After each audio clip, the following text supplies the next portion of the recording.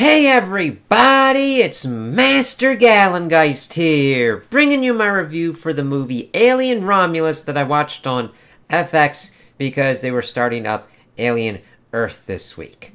And I did not enjoy this movie whatsoever. Like, the good things I can talk about are the set design, costuming design, really getting the feel of the Alien universe. Also the stuff that goes on with the xenomorphs. Design wise, not what actually happens within the context of the story.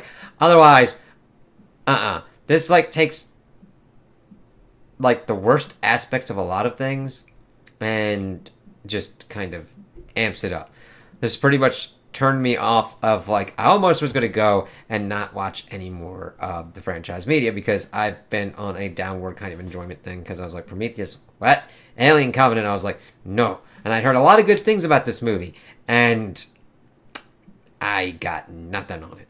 I did watch Alien Earth and I will be doing reviews of those, but I kind of want to hit this first. But I really enjoyed Alien Earth, so look into that.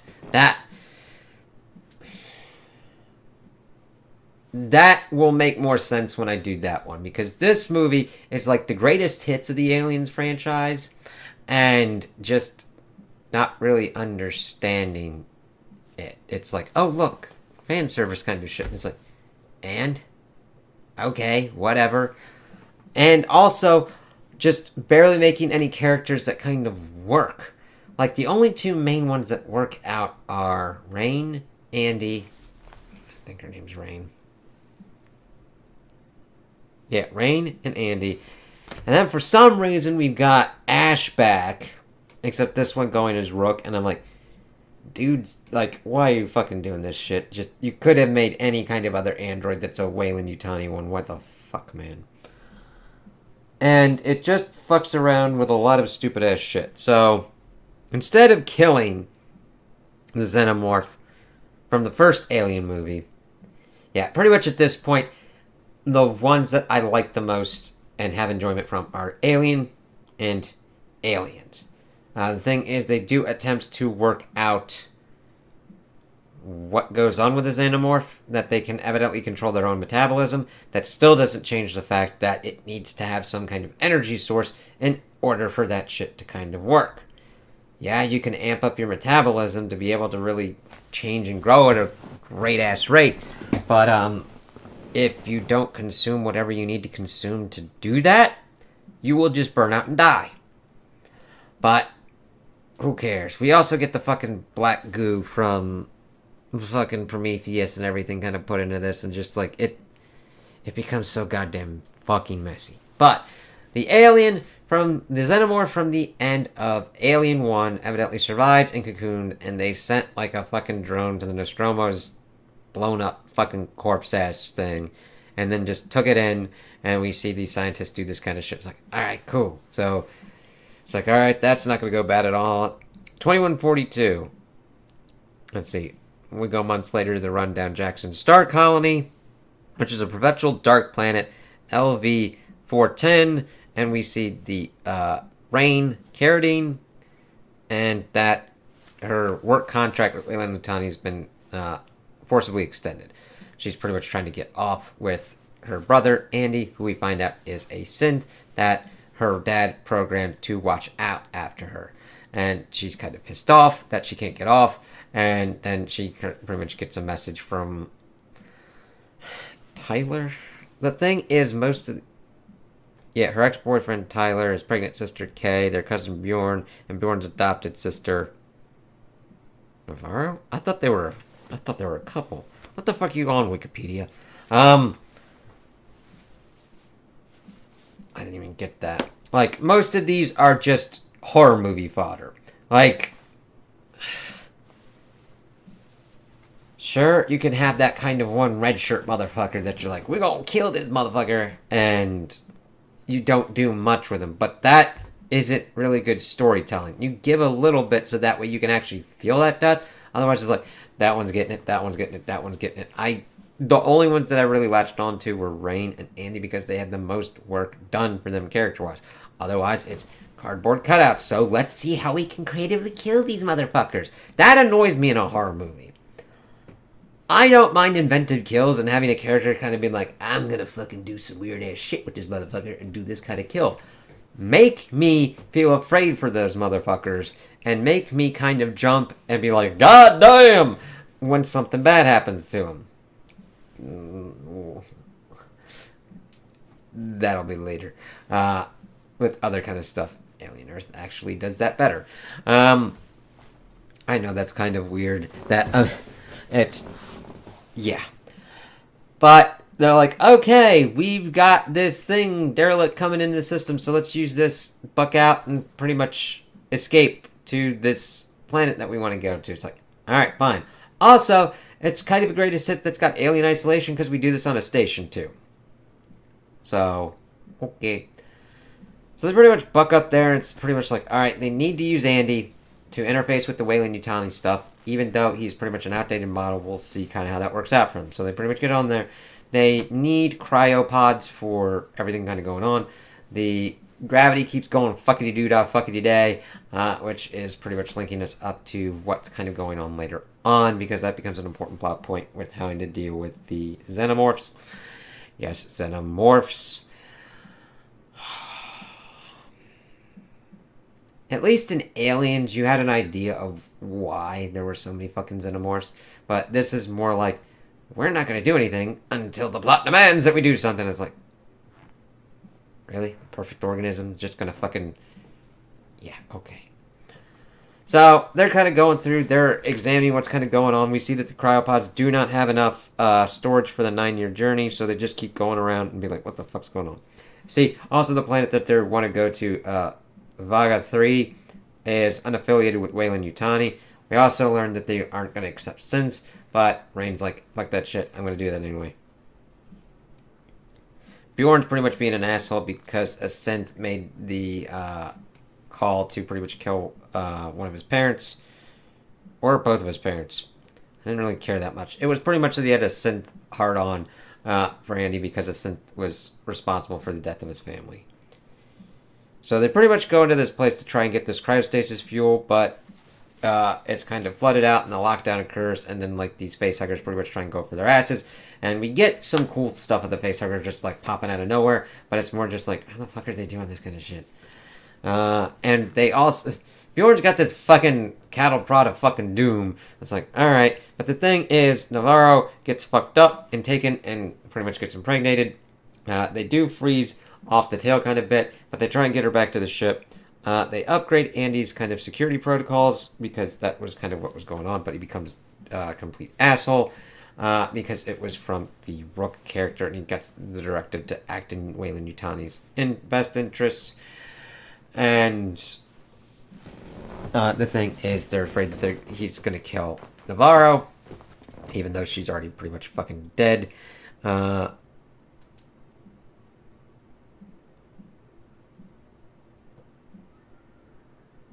Let's see here.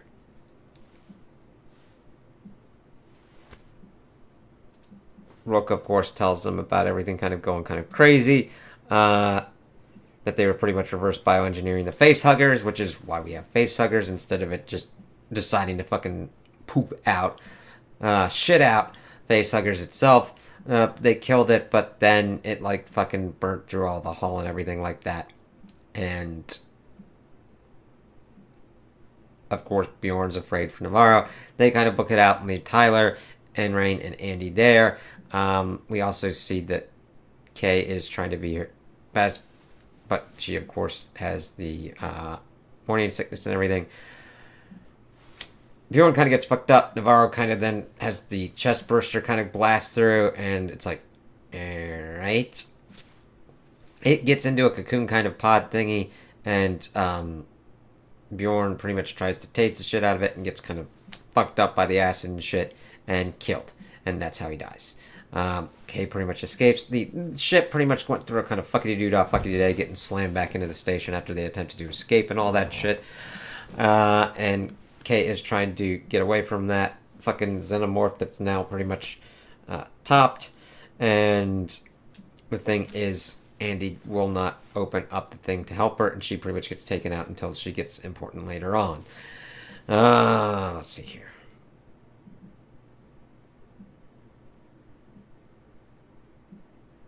So Rook pretty much gets Andy to go for the black goo because they did Z01 as the thing. The thing is, humans aren't built for space, so they're attempting to reverse engineer the black goo that we've gotten in Prometheus to use it to help humans. However, most of the experiments of fuckity-doo-dah, fuckity-day, a lot of shit.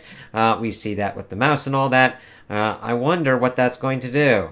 So Andy pretty much gives Tyler a gun. That's got aim assist and shit, which we have the kind of video game kind of thing going on. They try and go through these under corridors, and we see, for some reason, this is the lowest kind of lowest level. So if they did any acid, it'd fucking explosively decompress and fuck some shit up. We see that there's other xenomorphs that have just been like fucking around in the whole goddamn place because why the fuck not? And we also get facehuggers later on that do some shit that makes no sense. It's like hits some kind of glass thing, but there's no kind of glass thing in this elevator. So they're kind of going through it, and then Tyler pretty much gets jacked up and killed by one of the xenomorphs. And he gets kind of knocked out from it. Rain had been attempting to get the shit out of him to turn him back to normal. We'd also seen them attempting to kind of like buck through these facehuggers because they can... It's body heat that they do instead. So that's how they see. So they're pretty much predators. That was a little bit intense, but it's like, eh. Let's see, they got that. And Rook's pretty much holding them hostage. Like, you take that shit to Jackson Star, and I'll release the Corbalon, this ship that got kind of fucked up.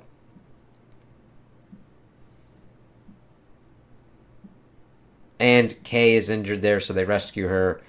Andy offers her a dose of the fucking black goo. But they're like, we got facehuggers and xenomorphs. Let's see, yeah, Tyler gets taken out. But she was going to kind of leave Andy behind. But then she thought better of it, went down, took the thing out, and they start climbing up the thing. Kay pretty much gets to the ship and injects herself with the black goo.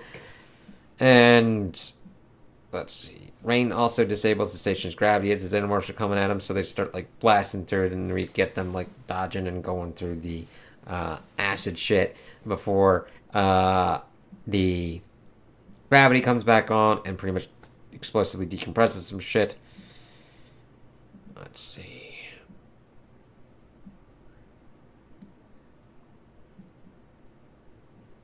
Yeah. And they pretty much tell Rook to suck shit. They get back on there, and they're pretty much cryo-sleeping shit. And then we get the thing from Alien Resurrection, where Kay goes in the pod, not showing pregnant whatsoever. And then the pod's like, some medical event is occurring! And we see that she's full poop, and then poops out a fucking egg, and she tells Rain to get rid of it. Pops that thing out, and then says like a baby, and then there's some acid shit from it. It's like, alright, whatever. It pops down. She kind of goes around, looks for it, and it pretty much has come to fucking hybrid level. Looking humanish, engineerish, xenomorphish. Goes up to Kay. I mean, she's also lactating mucus shit. And for some reason, it decides to kill her instead of breastfeed. Alright, whatever. Kill count, horror movie, go for it. So then we pretty much get a rigmarole of like it chasing Rain around before she utilizes its little egg acid thing to blow out another hole. And then it's trying to crush her face in her spacesuit thing. But yeah, she does the Ripley suit up process as well from the first Alien. And throws it pretty much into the ring shit. And then they pretty much just tell Rook to suck it, and then that station gets blown up, and then she goes to sleep and takes Andy with her.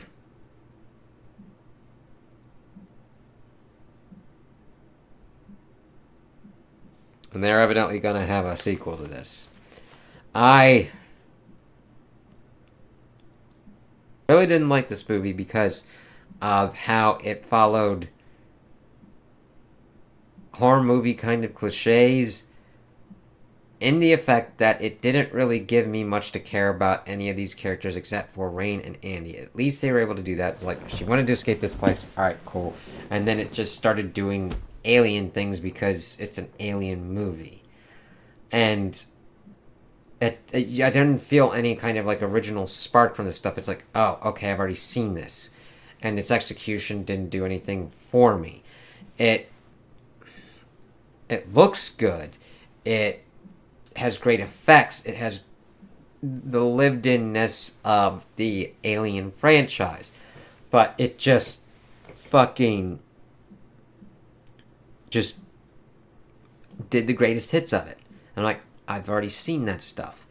And it's really pretty bad when I can say that Alien Resurrection did a better kind of thing on the hybrid kind of front than this Black Goo shit and doing that kind of thing.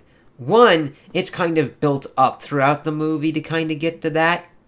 Here, it just kind of happens because, oh, we've done a hybrid, so let's do a kind of another one. And that's how it feels to me. If that's not how it feels to you, that's quite alright. That's cool. I'm glad you like it. I'm glad it works for you. It doesn't for me. In Alien Resurrection, we get the whole thing of Weyland-Yutani wanting the fucking xenomorph and cloning Ripley with the xenomorph DNA and what that kind of entails. Having those different kind of cloning processes before getting that hybrid of Ripley, and then the alien queen having a human reproductive system and giving birth to that hybrid thing. Now, is it kind of stupid in how they kind of kill it? Sure. But at this point, see, even though the first two movies don't devolve into camp, at least with Alien Resurrections, it kind of owns that kind of camp and just is like, yeah, this is going to be stupid, but let's fucking do it anyway. And be like, okay, inventive kill. Fine, I accept it. I don't think it's great, but it works at least on that kind of front. Here, I'm just like, oh, okay, we get facehuggers doing facehugger things. We get aliens popping up kind of alien style. We get the hybrid, and you can't just have red shirts and just expect to latch on to them. Now, if I go in the mindset of just like, I want to see these cool kills, I even still think I would be disappointed on that, because these are the same kind of kills that we've seen before, just in different kind of orders or different kind of ways, with maybe newer tech involved. No, give me something weird and stupid and fucking off the goddamn chain, maybe, in regards to these fuckers. But it's like, I've seen all the other Xenomorph movies. I've seen all the, like, I'm seeing nothing here that's any kind of different. Like, if this is your first Alien movie, I could see you appreciating it and being like, okay, cool, I've never seen this shit before. Okay, and then go back and kind of see it. Now, because of how weird and strange and crazy the Aliens franchise is, I can see that happening for someone. And I don't want to take that from you of, like, your first one, but hopefully you would like the other ones better that showcase those kind of ones and be like, oh, okay. And if you don't, that's cool. This one's still your cool-ass, awesome-ass fucking favorite horror movie? That's awesome. I'm cool with that. It's just, I've been with this franchise for so long, and I'm just like, oh, God. I was pretty much just like, after this, I'm like, nah, I'm good. Like, if there was another Alien movie, I'd be like, I'm fine. Like, am I glad that I didn't go see it? Yes. Am I glad that I didn't buy it? Yes. I'm like, holy fucking shit. And I didn't really miss much. Even though it was on FX Movies, they still dropped fucks, and it still looked kind of gruesome, so I'm like, alright, cool. At least I didn't miss any kind of editing stuff. Kind of like how it goes on with the Predator franchise. Except in that one, I would almost be like, okay, let's see how stupid this fucking thing can get. Versus, like, that's kind of almost... kind of like the Fast and Furious franchise. Let's see how this next movie gets even stupider and see what goes on. That's a different kind of mindset. If you're taking it seriously, it's like... and then you're going to be kind of disappointed on certain things.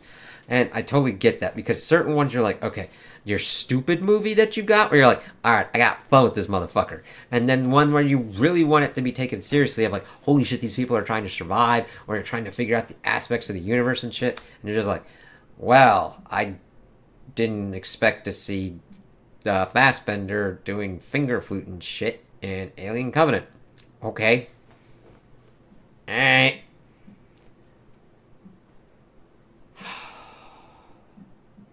This was just not a good one for me. I was just like, wow, waste of my time.